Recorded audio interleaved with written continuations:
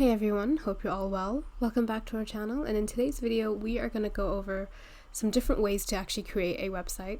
So we'll go over examples and we'll go over the pros and cons of each and figure out what's the best way for you. So without further ado, let's get started. So what are the different methods for creating a website? As technology has progressed, we're no longer stuck using sort of old-fashioned methods to create websites. Now we have more choices that kind of fit our needs and skills a little bit better, but we can still achieve our website goals at the same time. So one of the most popular alternatives out there are website builders. So website builders are drag and drop tools that allow you to create a website without any coding knowledge.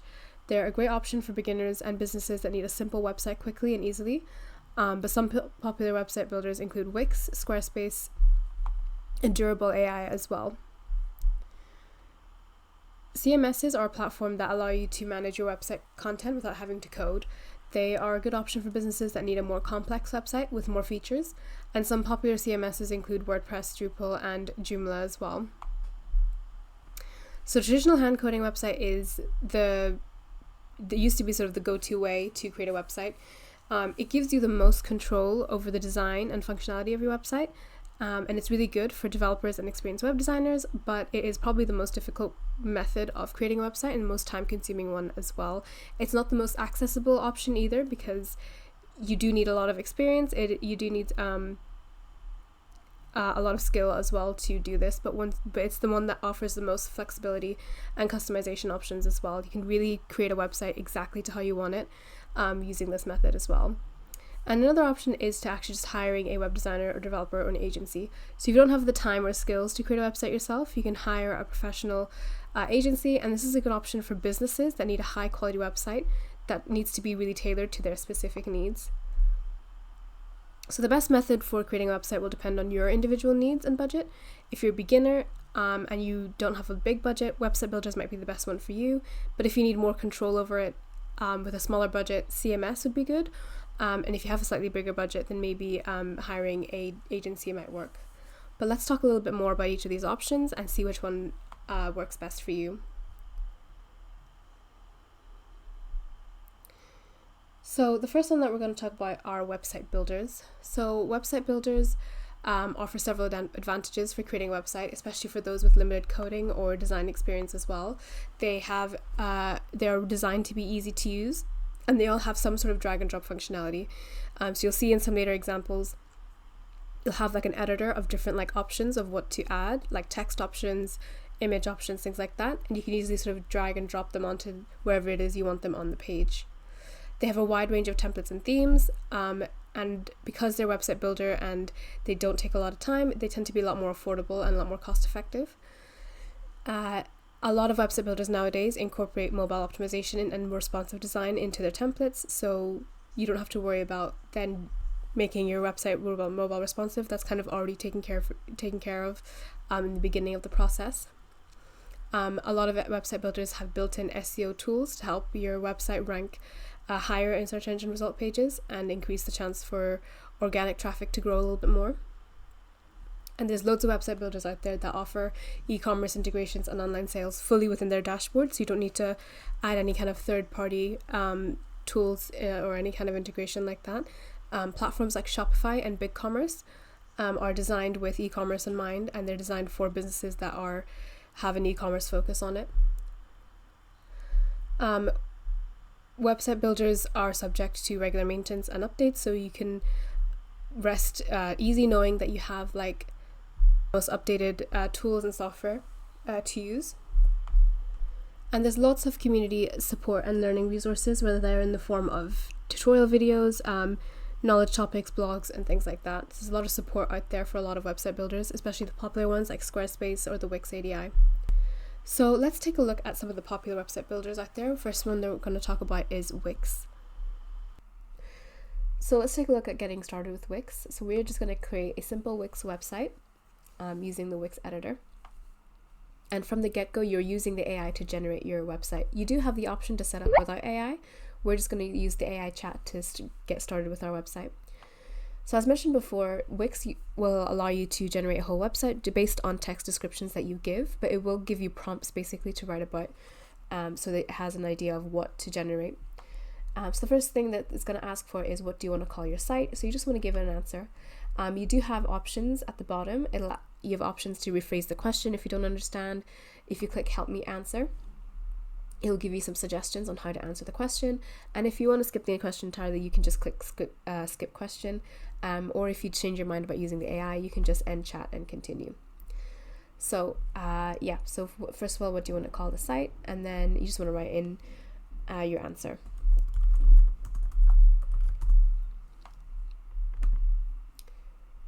And you'll see on the right, it'll generate a site profile where it kind of makes a note of what kind of site this is and be able to create a site with the most relevant content. So the next thing it's going to ask you is to tell the ADI a little bit more about your business. What types of services and products do you offer?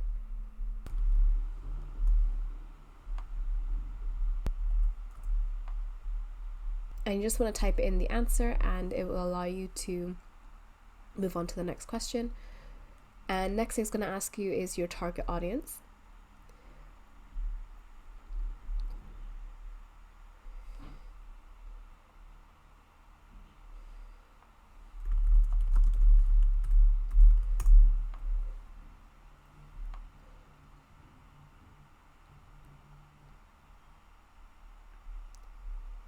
And then you want to give more information about where the business is located.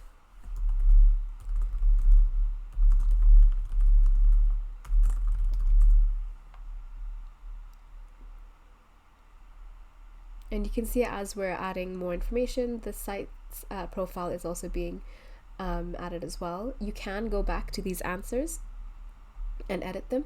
And you can also take a look at what's actually being generated by the website. So you can see it's got site type, some apps that it's included, goals and things like that.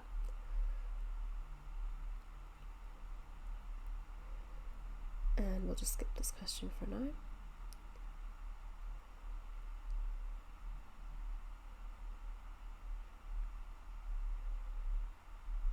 And you just want to keep on going answering the questions. And again, if you need help with the question, you can always rephrase it. You can also ask for suggestions, or you can skip questions entirely.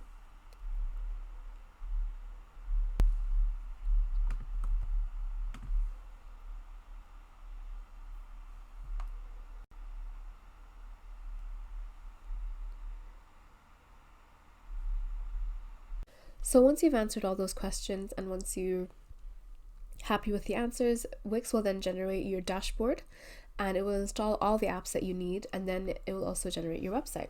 So you can see we've got our website started off here. We've essentially got a full website that was created in a matter of minutes. No coding and no design knowledge required. We just picked some of the homepage layouts and the different pages on it, and it's essentially created a whole website, which is quite easy.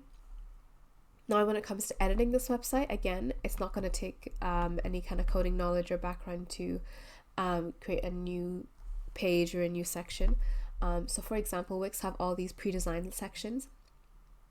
So if you click on add section in between these two sections here, you can see that we can actually add new sections that are already pre-designed. So there's like different types of sections if you want an about section, a team section, a contact section, etc. You can also add a blank section, and this will add a completely blank section that we can populate with elements, or we can use the AI creator, and we can basically ask the ADI to create the layout for us. It just depends on what we add to it. So for example, we've got site information already here. In the section type, I want to create a team section.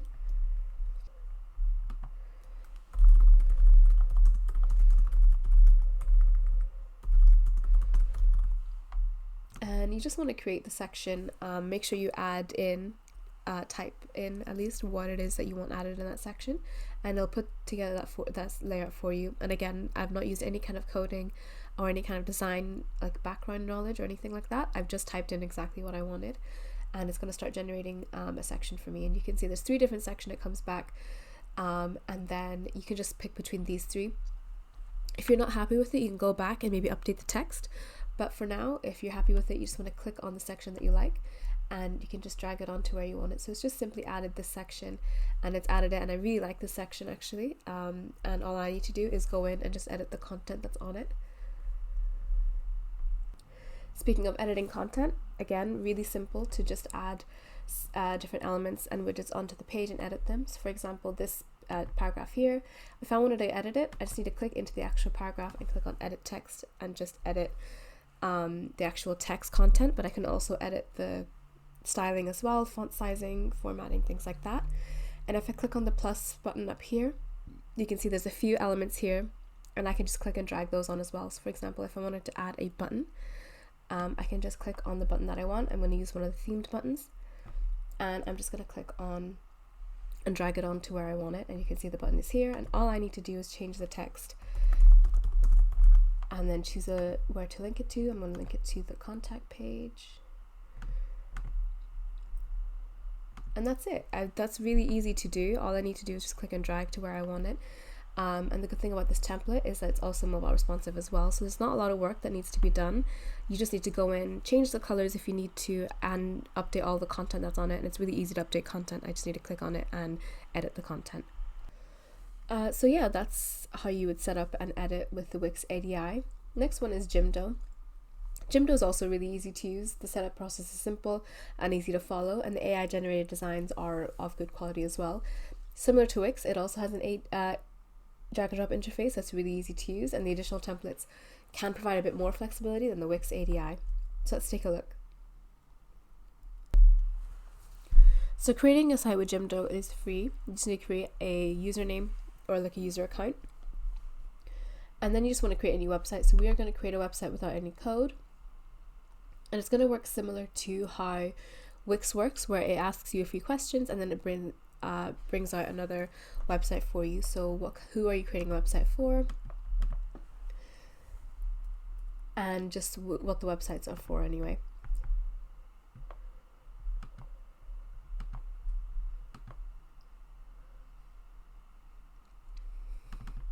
I just want to go through and add all of the content and all of the questions that is asked for.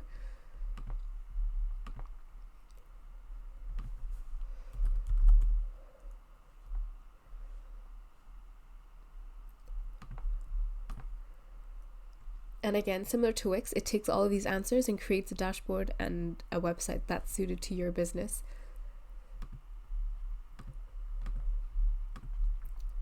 If you come across a question that doesn't apply to you, or if you come across something that you want to skip, you can just skip this step.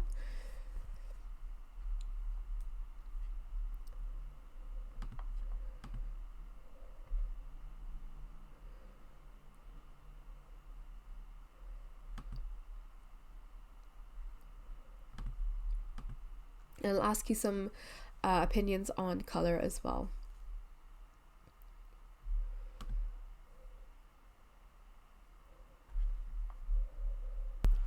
It will then give you the option of two layouts, and you can sort of see a brief of what they look like, and you just select one from each of them.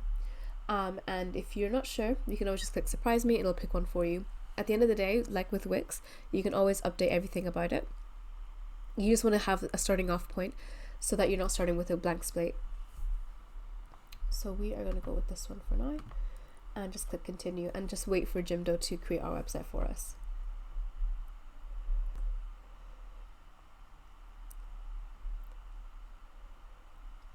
And here we go. So we have our website, and you can see it's a fully designed website, loads some placeholder content on it, but relative placeholder content on it.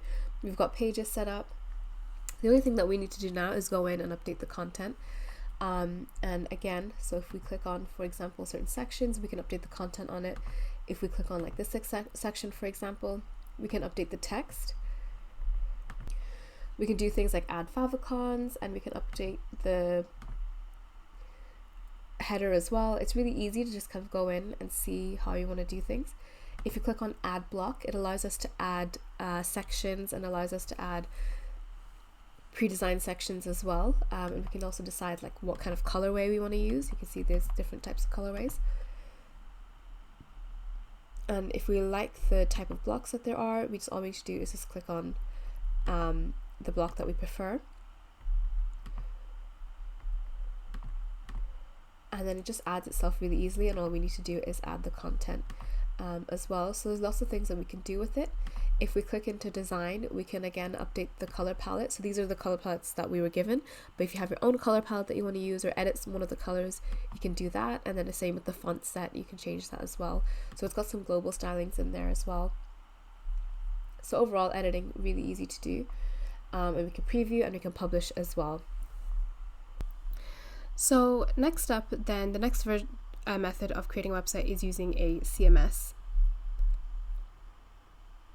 So a CMS is essentially a software application, and it allows users to create, manage, and organize their digital content. It provides a user-friendly interface that simplifies the process of website development and maintenance, and it makes it really accessible to users with varying levels of technical expertise as well. So CMSs offer several advantages over traditional website building methods. First up is that they're very easy to use. There's a lot of CMSs that typically provide a drag and drop interface or WYSIWYG editor, making it really easy to create and manage website content without any kind of extensive coding knowledge. CMSs effectively organize and manage website content, making it easy to find, edit, and update content across the website. They're scalable and allowing websites to grow and accommodate new content. And reputable CMSs incorporate security measures to protect websites from vulnerabilities and cyber attacks as well. A lot of CMSs are open source and they are free to use, reducing the upfront costs of website development.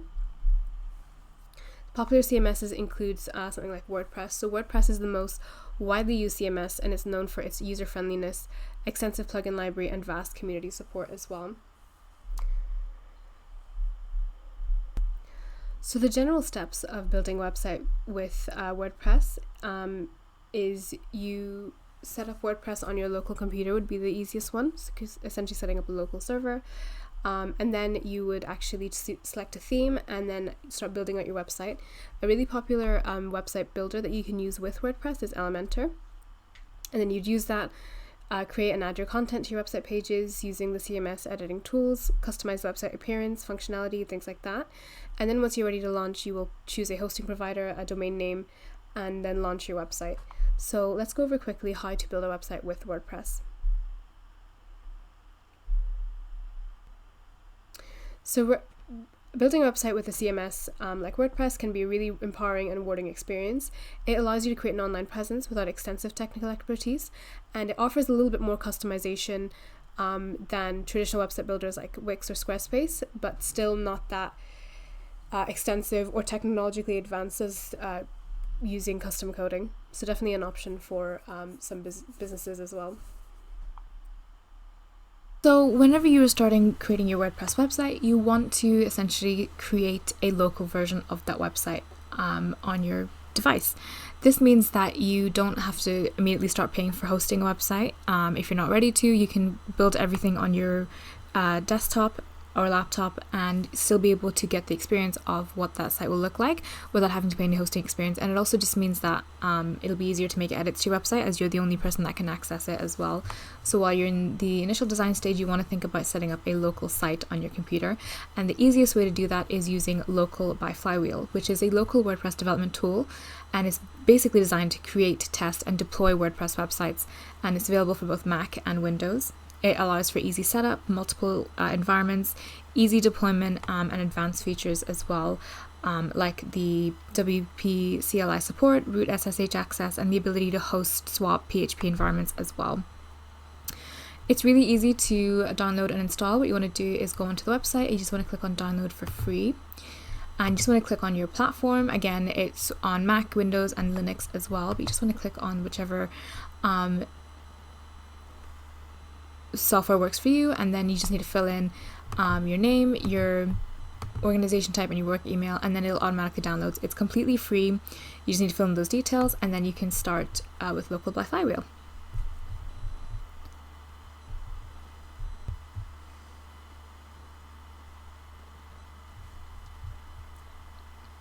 So once you have your website, your Local by Flywheel downloaded and installed, it'll look something like this. So you'll have a section for local sites. So I already have this downloaded and a few sites set up. This will be 0 if you're just downloading this. And it's from here you can open your local sites. You can start them. You can connect to your host and deploy sites from here. They also have blueprints, and they also have some add-ons as well. In today's video, we're just going to focus on creating a new local website on your computer. So you just want to go into the local sites tab here, and you can see we've got some sites here, but you'll have 0 if you're just installing this. What you want to do is click on this plus button here and click on add local site. Now there's different ways to do this. You can create a new site, completely fresh WordPress install. We can create from a blueprint. So if you have a blueprint of sites with pre-installed elements and plugins and themes, you can create it from that. If you have an existing site to download, you can upload it as a zip file, and then you can have it that way as well. But we're just going to create a new site from the beginning. I'm just going to give it a site name, and you can give it advanced options as well, like where you want what you want the site domain to be and what you want the local site path to be, so where exactly all the files saved. I just want to click on continue. And what's really good about Local by Flywheel is that you can have custom environments as well, so you can choose which version of PHP you want to do, which web server, what database. If you do preferred, it'll just use the most up-to-date versions of everything, but if you want to use a more custom version, you can. And then you just want to click on continue. You want to give it your WordPress username and password, and an email.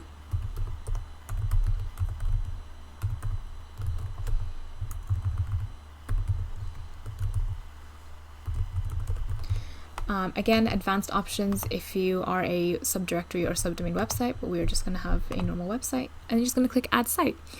Then the website will then start creating files and just installing a WordPress local file on your computer.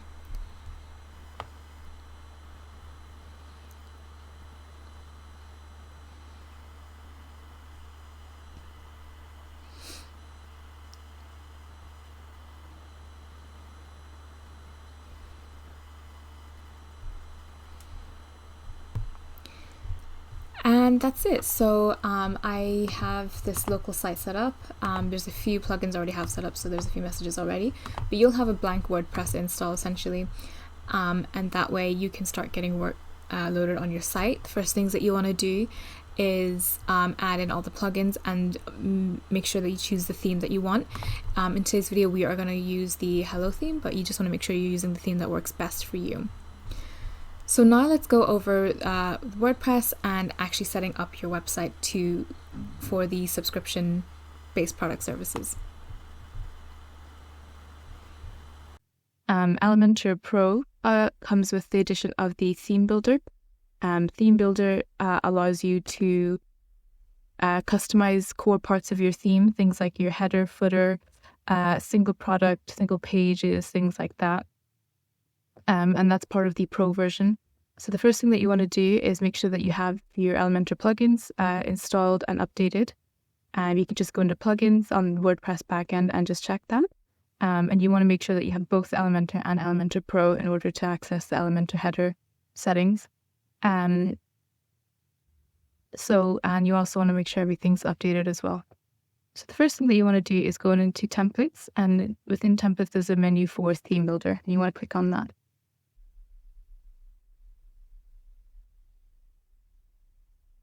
Within the Theme Builder, you want to click on Header as the header parts, and you want to click Add New.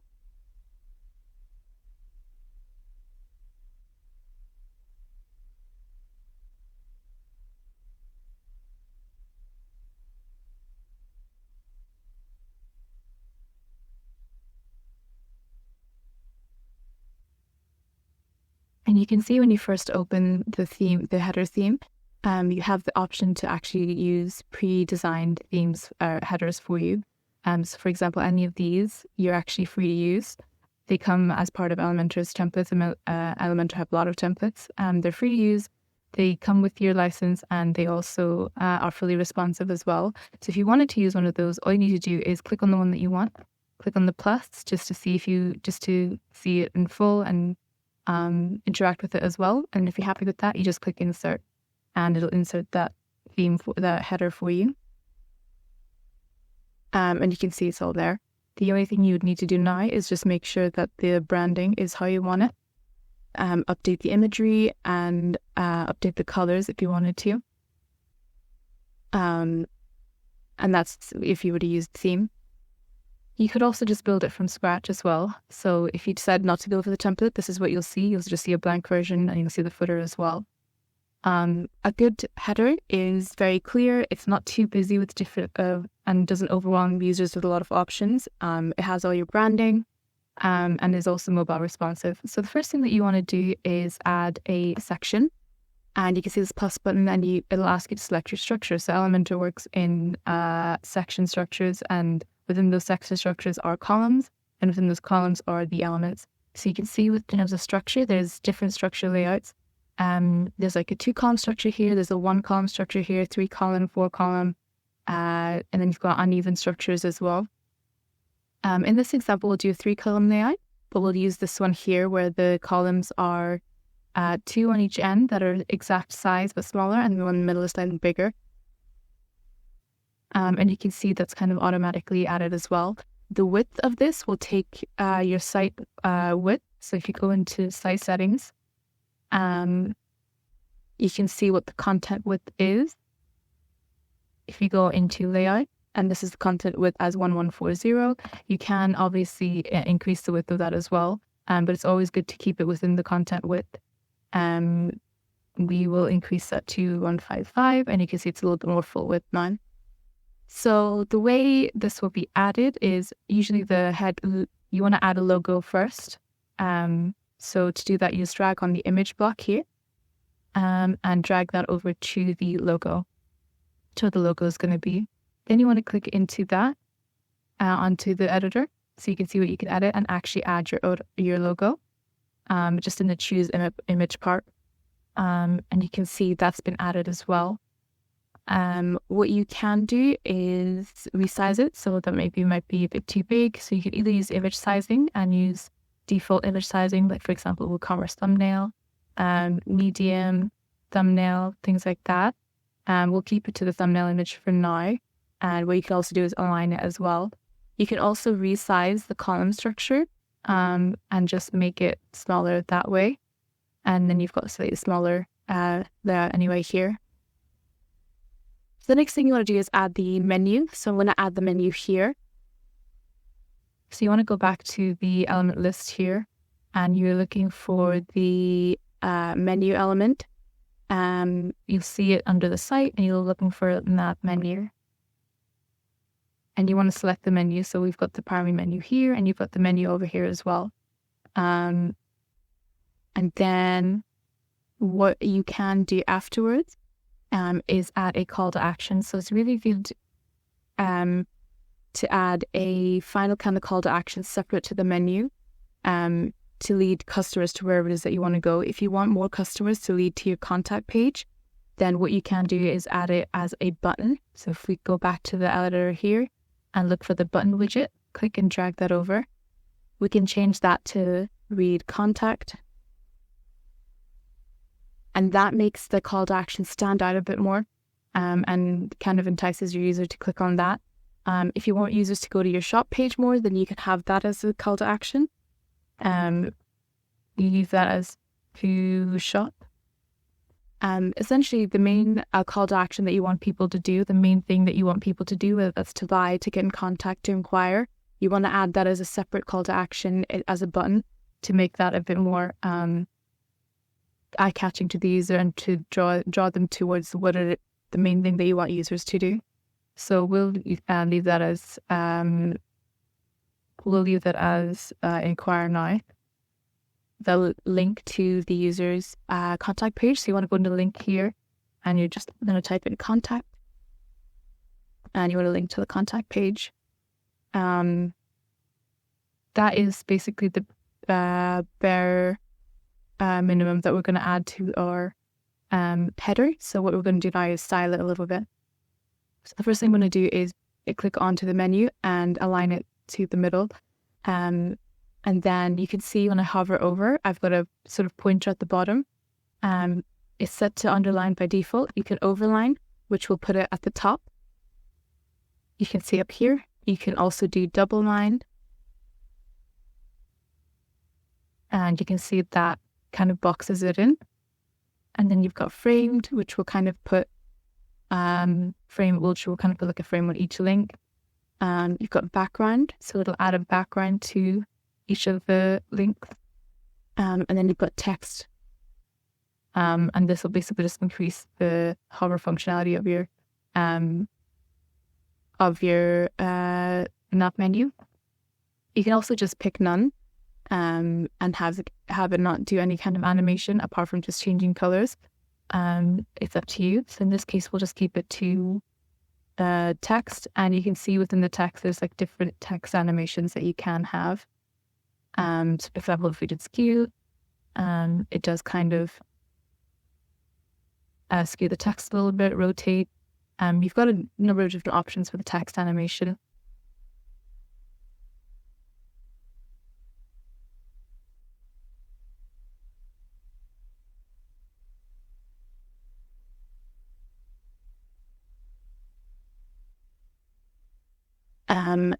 The next thing that you want to do is use a sub-menu indicator, and this is good if you have drop downs and it's essentially asking you what do you want that icon to look like. So by default it's this drop down, but you can use Elementor's icon library to see which one you actually like. So obviously you want to pick something that's like a downward facing arrow, but you can use whichever one that you want.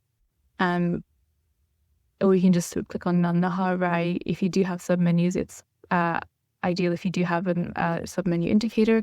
Otherwise, people aren't really going to know that there is drop down unless they accidentally come across it by hovering over it. The next thing is the mobile drop down. So this is asking you for the mobile breakpoint. So essentially, at what point of a user's screen size do you want it to break, essentially, so that it shows the mobile version of the nav menu. So right now by default it's set to tablet. So on tablet mode, then it'll show the mobile menu. If you'd rather it show the mobile menu on mobile, then switch that to mobile. And now when we go to mobile, it's showing the mobile menu only. You can also set it to none, but I recommend putting it either mobile or even tablet if you think the space works better. So essentially, you just pick the breakpoint at which the menu turns into a mobile menu.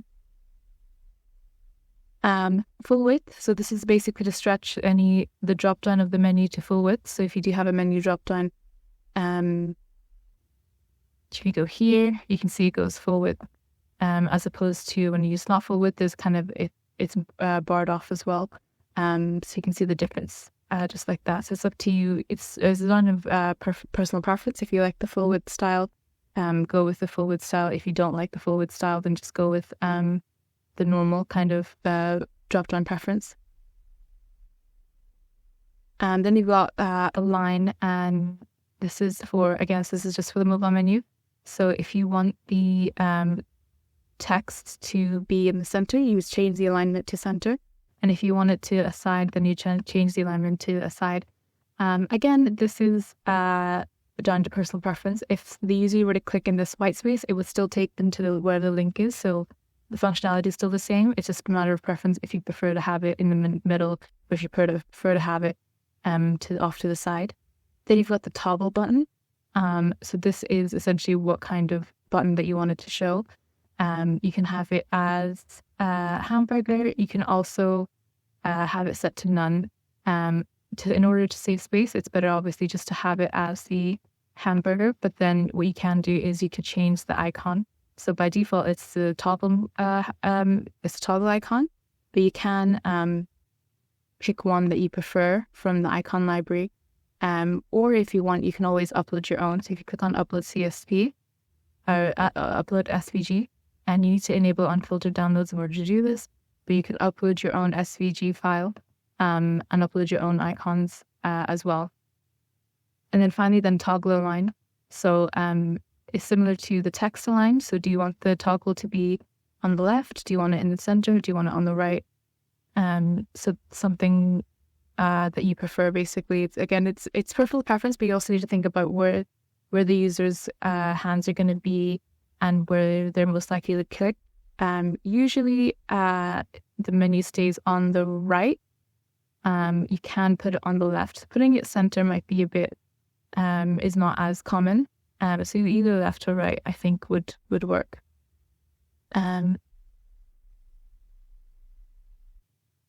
So the next thing I'm going to do is I'm actually going to change the background color a little bit. So I'm going to go into section, and I'm going to go into style and change the background type. And I want to match it to the green logo. So what you can do with that is if you click into color and you look at this color sampler, you can actually use this to color sample certain colors, and it'll automatically change, or as a preview, to the color that you've just color matched. So that's that's part of Elementor's new update. So you can color match really easily if you wanted to. And then once you have that color, what you can do is you can also add it and create it as a new global color. We'll call it logo green. That's the green that's in the logo. And now we've got the background to match the logo, basically. So the logo is kind of in its own space. The next thing I want to do is align this content and align the button content to the middle. So I'm going to go into the column settings, and where it says vertical alignment, default is set to top, but I'm going to set it to middle. And now that's been brought to the middle, so it's not so close to the top. And I'm going to do the same with this column, and then change the vertical alignment to middle. So now I've got this content here, and now that I've changed the background, I also want to now change the color of the font here to white, so it's a little bit easier to see. So I'm clicking into the element here, and I'm going to go into style, and I'm looking for text color, and you can see within the menu there's different states. Basically, there's the normal state. So this kind of refers to the different hover states, basically. So you've got normal. So this is when the nav menu is in its normal state. Then you've got hovers. So whenever someone hovers over one of the links in the nav menu, change the styling here. Then you've got active. So this is when it's on the page that the person is currently clicked on, and you can change the text color there. So for normal, I'm going to switch back to normal, and then we'll change the text color to white. And then for hover, I'm going to change the text color to black. So now when I hover over these, it's going to go to black. It's up to you if you want the active to stay as the same color as normal, or you can have it to stay as the color of black.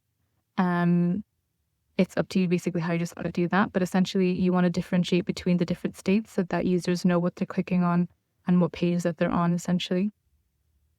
Also within styling, you can choose to add dividers, and you can choose what kind of dividers, divider styling, the width and height and color of them, if you think that might help the separation, or if you prefer the look of it. Again, it's just down to personal preference. And that's it. So what other things that you can do with the styling is you can change the padding and space between. So if I click on space between and drag it, you can see it increases the space a little bit. You don't want to space it out too much, but you do want to kind of use the space that's been given, and make sure it's easy for users to kind of click on each individual one. You can change the styling of the drop down as well. So you can change the text color, and this is essentially the text color of the links on the drop down. What I'll do is, so we'll save this as draft, and we'll go back to the menu, and we can add a drop down as well, just so we can see. If you go to exit, and we go on to menus, and make sure that you're selecting the primary menu, and we'll add, say, the profile to the menu, and we'll put that under the My Account and just save that. So now we have a drop-down menu on the back end. So we're going to style that on the front end. So go back to templates, theme builder. And we're going to click on Elementor header. And this is the one that we've just been editing. And we're just going to click on edit.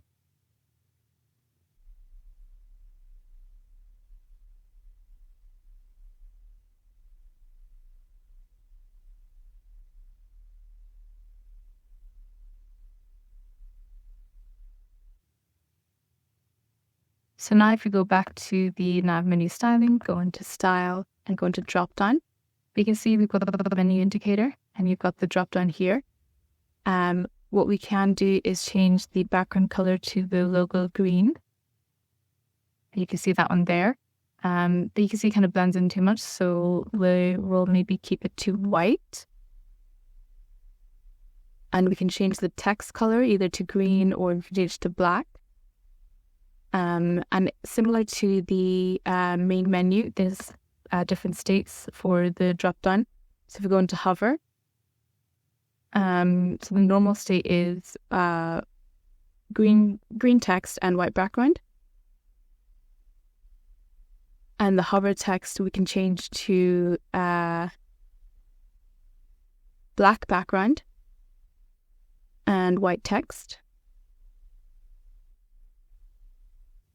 So you can see this is the styling, drop-down styling in the normal, and this is the hover to how we wanted it, and it kind of reflects similar to the way the nav menu works as well. And again, with the active, you can decide if you want it to follow the same styling as normal or for the same styling as hover.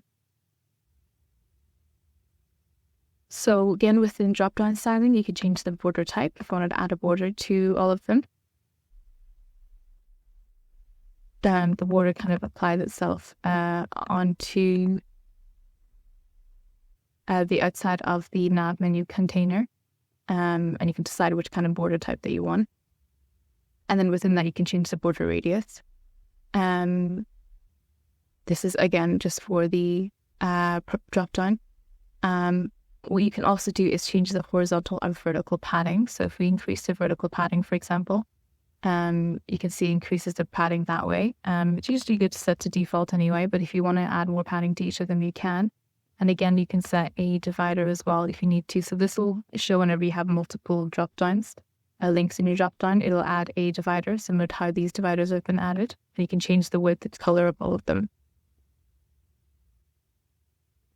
The next thing then is the toggle button. So styling the toggle button. So if you want to style that, it's best to put your menu in mobile mode. And you can see we can change color and backgrounds. Color being the color of the actual icon. We can maybe change that to white. And the background color then we can change to maybe black. And you can see that's kind of updated here. Then you've got the hover state as well. This isn't really used so much if you're on mobile, as you can't really hover on icons on mobile, you just click on them. So you're really just sticking to the toggle button here as the normal hover state.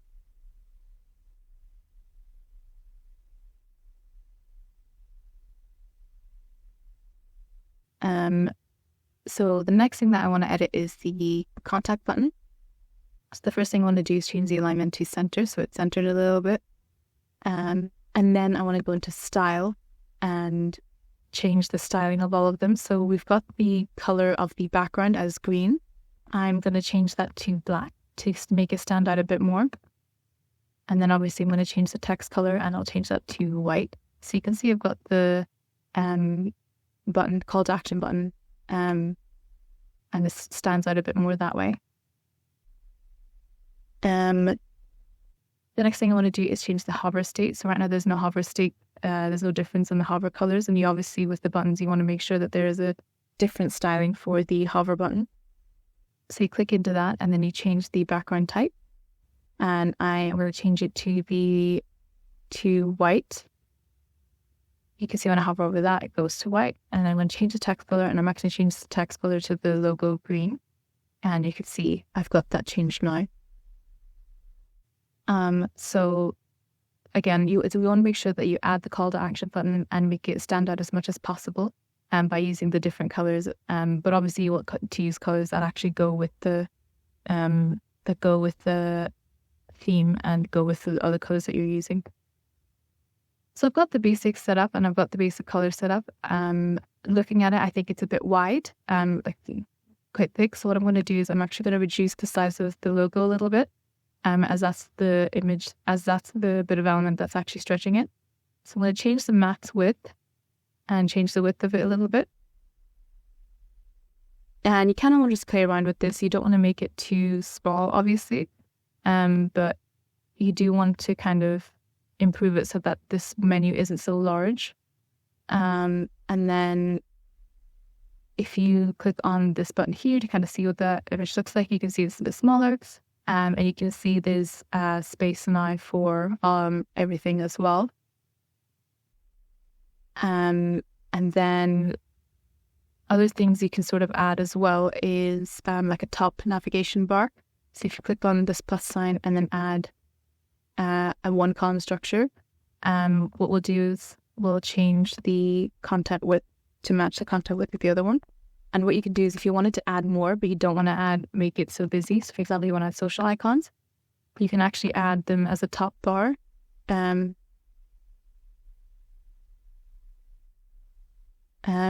the top. So you can essentially add more things, but you don't want to make the nav bar too busy. So for example, I'm going to add some social media icons in a different colorway as to the bottom nav bar. And we'll change the styling of them. So we'll see custom color, primary color being the logo green maybe. And we'll do the secondary color as white, and then instead we'll change the logo, the hover color to invert the colors. And then we'll also update the styling. So you can see this top bar isn't aligned with the button. That's because the button is aligned centered. So what it'll do is align this button to the left, and you can see it's a bit more aligned now. And another thing we can add is maybe some contact information, so maybe like a phone number and email.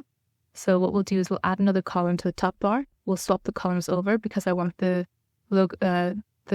social media links on the right, and on the left we'll add the maybe a phone number and an email, and I'm going to add that as a list. So you can see there's an icon list here, and I'm going to change the layout to inline so it's all beside each other. And the first thing I'm going to add is the email. So I'm going to add the email list here. And I'm going to change the icon to an email so people know that this is an email that they can email at any time. And the next one I'll change to the phone number.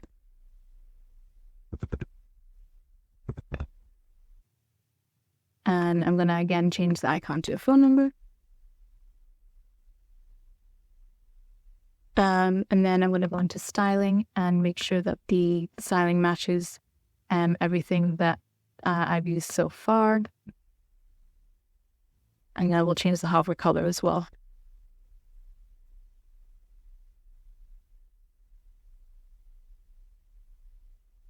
So now when we hide the navigator, you can see we've got a top bar. So it's adding top bars are a good way to add more content to your nav bar without making the actual nav bar look too busy. So it's good to add things like your contact information at the top and social media links, because the contact information acts as contact information and it'll appear on every single page. So if at any time someone wants to email or phone, it's they're being taken to that page really easily. And the social media links as well, if they ever want to go to your social media, they can do that on any single page. It also acts as external linking, which Google like to see. If there's external links on your page, social media links will count, and then the header means that they'll be able to count on every single page as well.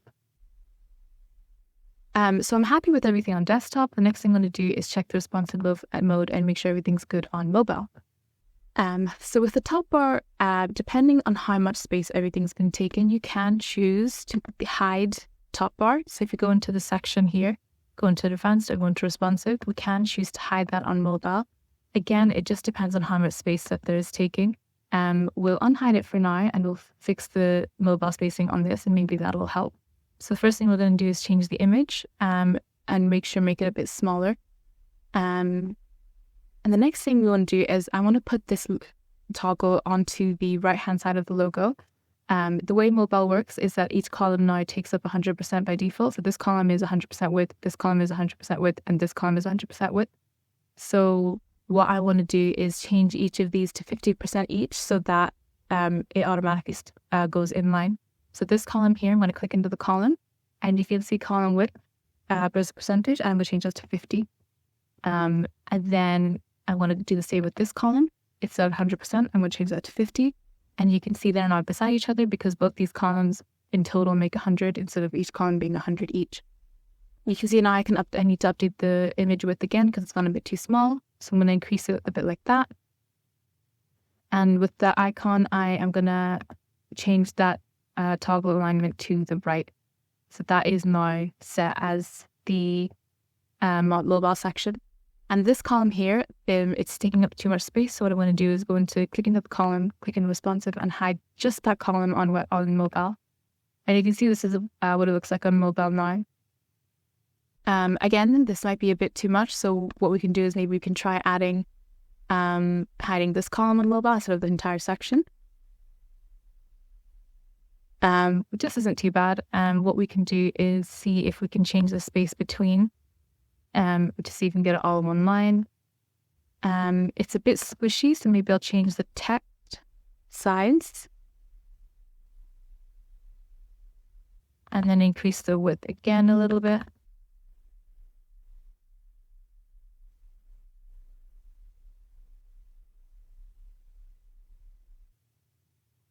Okay, so this is looking pretty well. So we've got the contact information and we've got the menu all here as well.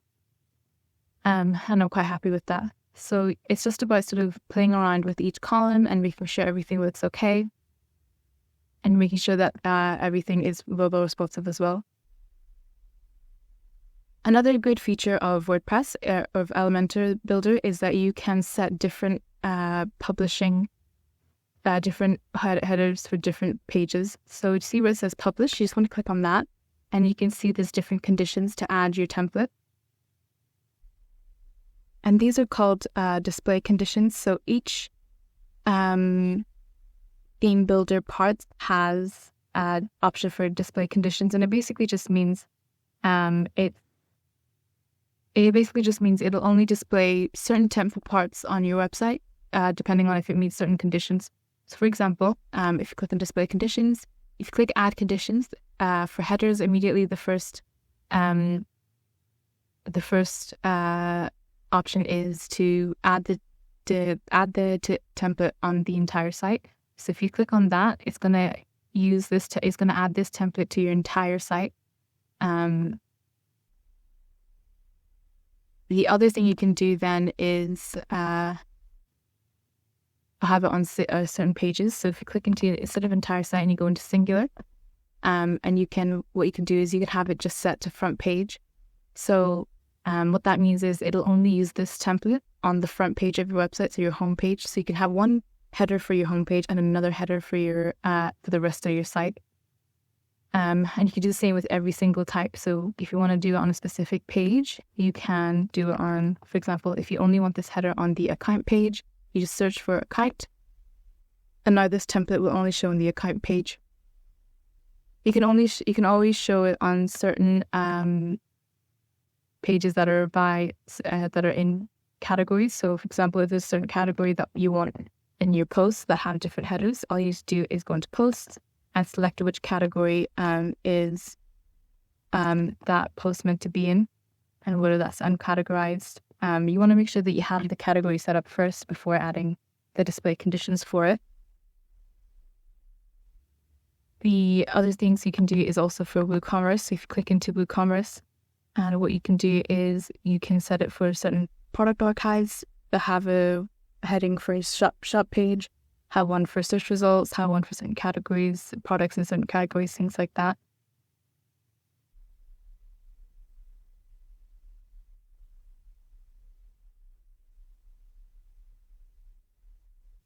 So that's it. Once you've got your site header display conditions set up, you can see what the site looks like with that header, and you can sort of decide basically for yourself how you want different pages of your site to be, and if you're wanting different headers, you can have them using the display conditions. Another thing you can do actually before that I missed is you can actually link the logo to the homepage, which is something that's recommended because a lot of people do now expect with the logo to take you to the homepage. So in order to do that, all you need to do is edit the header again.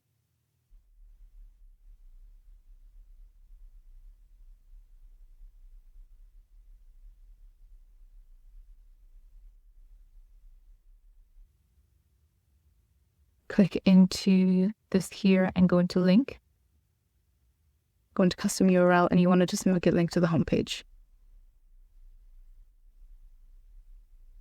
And just click update. So now that's a link to the homepage, and it just means then you have a really easy way to get back to your homepage. It also just means if you have more stuff you want to add to your nav bar, but you don't want to make it busy, you can actually remove the home from your nav bar, and because people kind of instinctively know to go to the logo in order to get to your in order to get back to the homepage.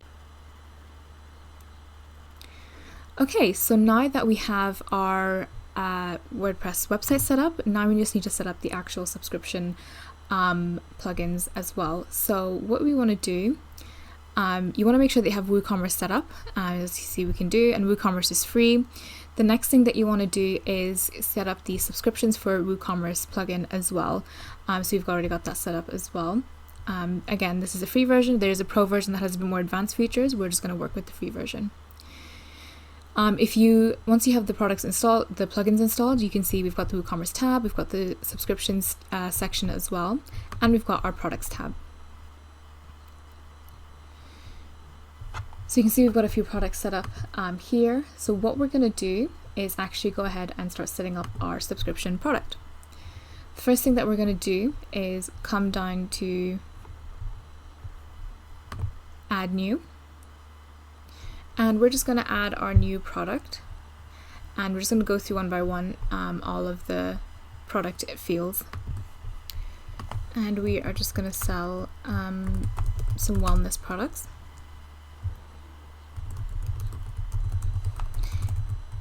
If you have set up a WooCommerce product before, if you've worked with WooCommerce before, this is going to be a very familiar process. You're going to give the product name, you're going to give a description as well.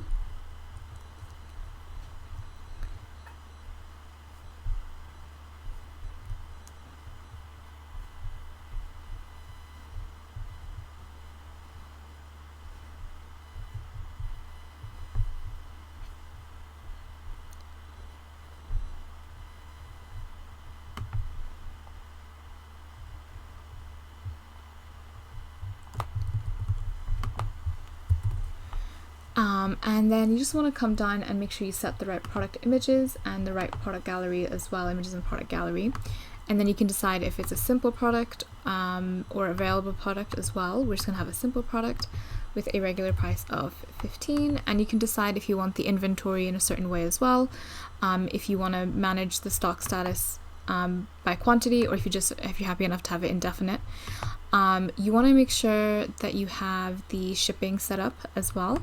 And then later on, if you decide you want to do upsells and cross sells as well, it's really important that you set up the details as realistic and as much as possible.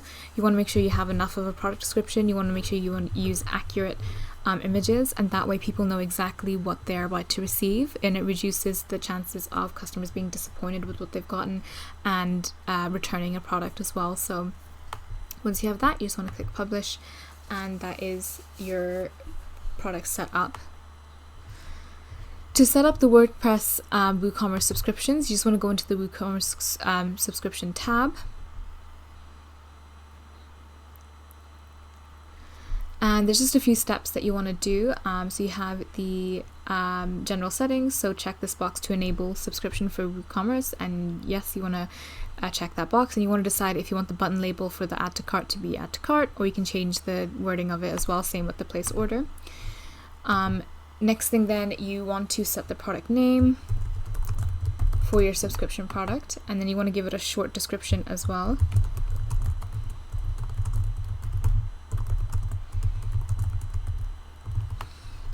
And then you want to create a longer description. You want to give it a subscription price. We'll do $12.99. And then you want to give the interval, so we'll say every 3 months, and then you want to click next. So now you want to set up the payment, and the way you do that is you either use Stripe or you can use PayPal checkout gateway as well. It's up to you which one you want to use, but essentially you can choose either one of them to set up your payments as well.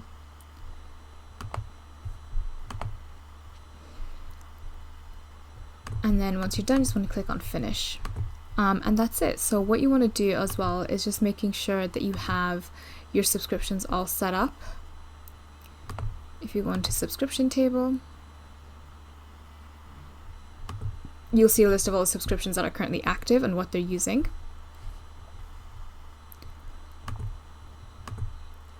And you just want to go in and add a subscription product for every single product that you want to add to your website. And that's it. So it's really as simple as that. You want to create your WordPress local on your computer. Then you want to design your website with the theme and the stylings that you had in mind, and then come in and add in your WooCommerce plugins and your subscription for WooCommerce. The next thing that you want to do is set up actual hosting so you can put your website live. So at this point, the only two things that you need next are some web hosting and then a domain name as well.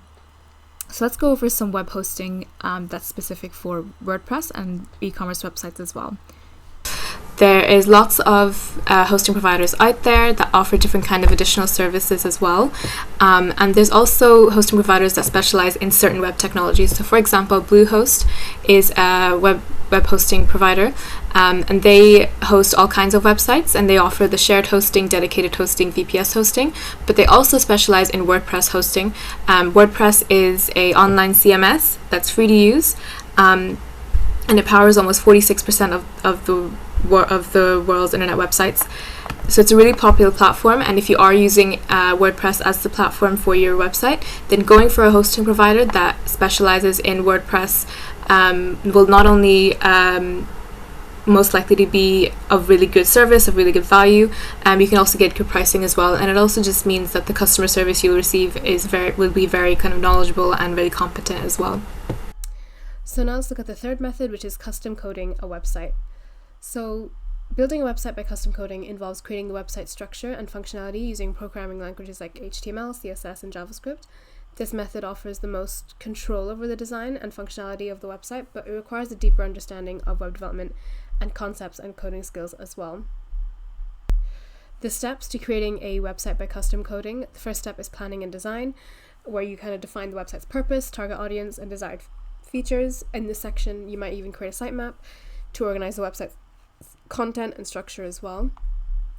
Then you'd use HTML, CSS. You'd use the HTML to create the basic structure, including headings, paragraphs, and images. You'd then use CSS to style the website appearance, and you use JavaScript to then add interactivity and dynamic behavior as well. And lastly, then you use test and debug. So thoroughly test the website across different browsers, devices, functionality, and things like that as well. This is a very kind of general and brief sort of overview of custom coding a website, but it involves these steps as well. And then from that, you would need to pick a domain name and hosting as well, the way you would if you were to build a website on WordPress. The benefits of custom coding is that you get complete control. So custom coding provides complete control over every aspect of the website's design, functionality, and performance as well. Custom coding also allows for extensive customization and the ability to create unique features and designs that are not readily available with pre-built templates. And custom-coded websites can be easily scaled and adapted to accommodate future growth and changing requirements. And it also allows for fine-grained control over SEO factors, improving the website ranking in search engines results as well. But some of the cons of custom coding is the main one being the technical expertise.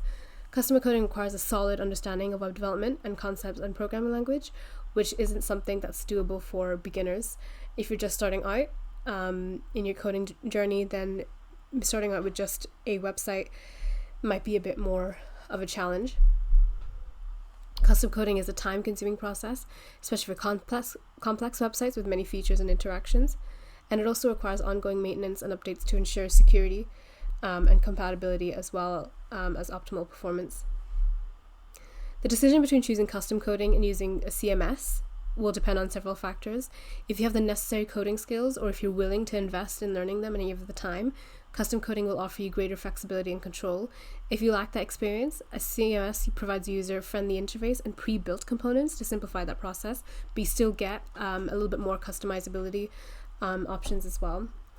And if time is a constraint as well, CMS can help expedite the website development process. And for some simple websites, basic content and functionality, a CMS might be sufficient. If you have a little bit more of a complex website with intricate designs or any kind of dynamic features, custom coding might be a better choice. And lastly, this is the final way of creating a website, and that's just to hire a website development agency. Hiring a development agency can be a really good option for businesses that lack the in-house experience or time to create a high-quality website, but they do have the budget for it. Because not only do they build your website, agencies will offer a range of services from designing and developing to providing ongoing maintenance and support afterwards as well. So let's talk a little bit about the website development journey and what you can expect when working with a development agency. The first part of the process with working with a development agency is the planning and design phase. It's a critical step in ensuring effective collaboration with a website development agency. Here's how it can help. So the first thing that it does is that it helps give more clarity to your vision. So when you have a clear understanding of your project's scope and goals, you can communicate that vision effectively to the agency. And this kind of clarity really helps them better understand what you want to achieve and how they can help you get there. Defining your scope and goals allows you to align your expectations with those of the agency. It reduces the chances of misunderstandings or disagreements later in the project because both parties have a shared understanding of what needs to be accomplished. A well-defined scope and set of goals help you establish a realistic budget. You can allocate resources more effectively, avoiding unnecessary expenses or scope creep, essentially when the project goes beyond its original intentions. Having a clear scope and goal enables you to set specific project timelines, and this helps the agency plan their work and deliverables accordingly, ensuring that the project stays on track and is completed within the desired time frame. And when you define your goals and expectations up front, you can establish quality standards that the agency must meet. This ensures that the final product aligns with your standards and meets your business needs. Clearly defined goals provide measurable benchmarks for tracking progress throughout the project. You can monitor the agent's performance and make adjustments as needed to achieve the desired outcomes. When you know what you want to achieve, decision-making becomes way more efficient. You can make informed choices regarding design elements, features, and functionality, reducing delays and potential conflicts. Risk mitigation, so essentially identifying potential risks and challenges in your project scope and goals allows you to proactively address them with the agency. This risk mitigation strategy can save time and resources in the long run. And by taking time to define your scope and goals, it's important to be open to some flexibility. Agile project management methodologies, for example, allow for adjustments based on feedback and changing business needs. Clearly defining goals serve as a foundation, but it shouldn't stifle adaptability.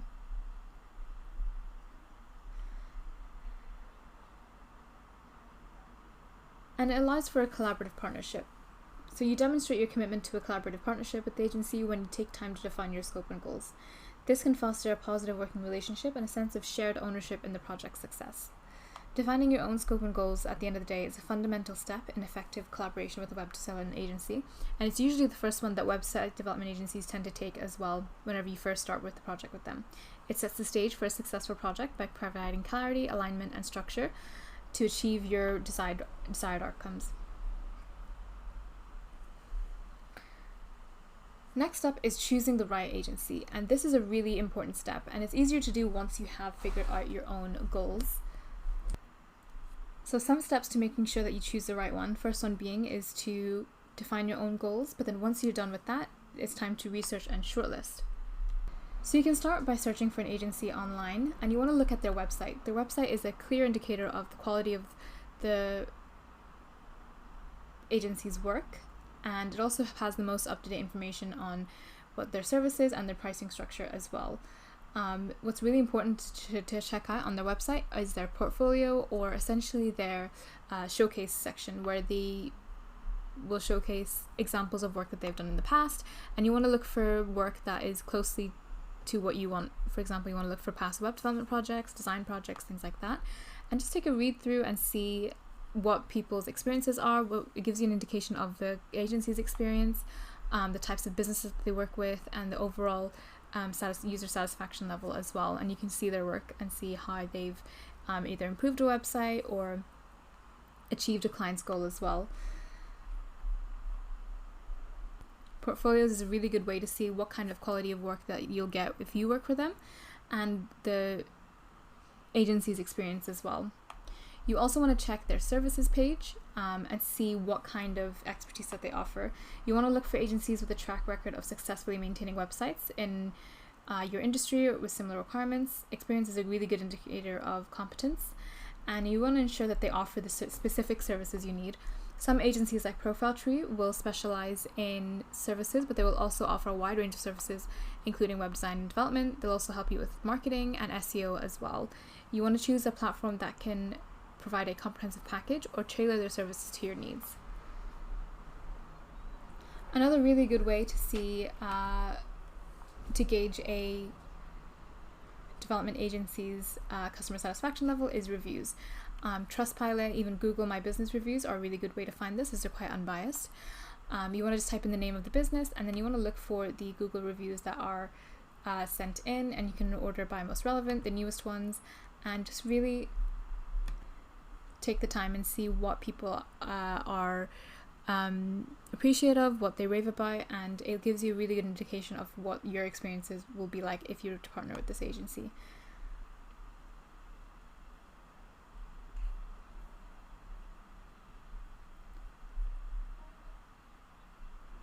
So next up is effective communication, and this is really crucial for successful collaboration with a website development agency. And here are several ways in which it can greatly benefit the collaboration. First one is the clear expectation, and this also is a feature of whenever you define your own scope and goals. But essentially, communication helps in setting clear expectations from the beginning. Both you and the agency should understand the project's goals, scope, timeline, and budget. When everyone is on the same page, there are fewer chances of misunderstandings or scope creep. Frequent communication like status meetings or progress reports keep all parties informed of the project's process, and this transparency allows you to address any issues promptly, making necessary adjustments. Effective communication facilitates a feedback loop, so you can provide feedback on the agency's work and they can share their insights and recommendations. This two-way exchange leads to a better decision making and improvements in the process. With challenges or roadblocks arise, open communication is key to problem solving. You can work together with the agency to find creative solutions to keep the project moving forward.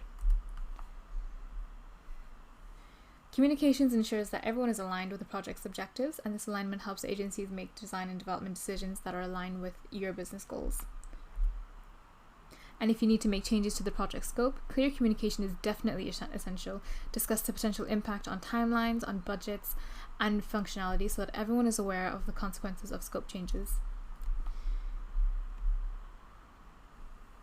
Overall, consistent and transparent communication builds trust between you and also the agency. Trust is a crucial factor in a successful collaboration as it fosters a positive working relationship. And your active involvement throughout the effective communication shows the agency that you are committed to the project's success. This can motivate the agency to go the extra mile in delivering a high-quality product.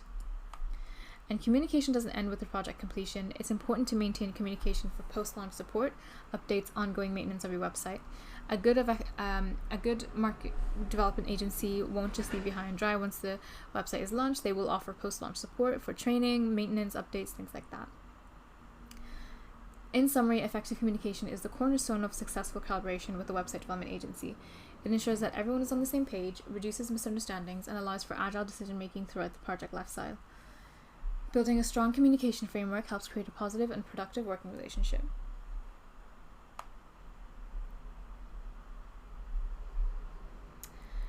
Next one is creating a detailed product brief, and this is a really crucial step in fostering effective collaboration with a development agency. A well-structured project brief serves as a roadmap, essentially providing information and guidance to the agency.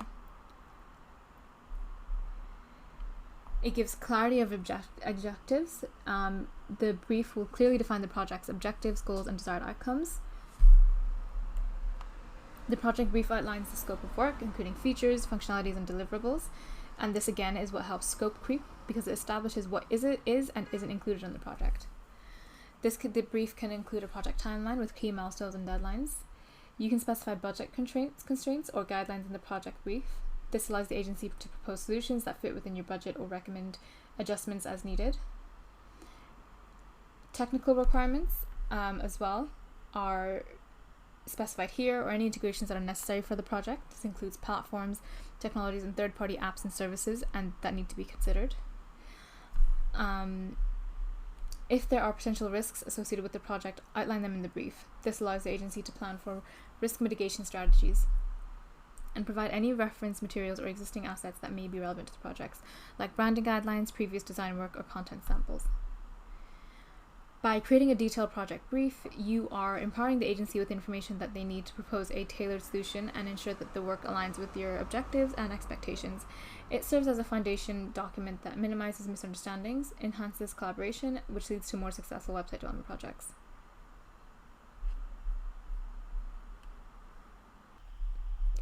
And that's it. That's a wrap on our video today on building websites with different methods.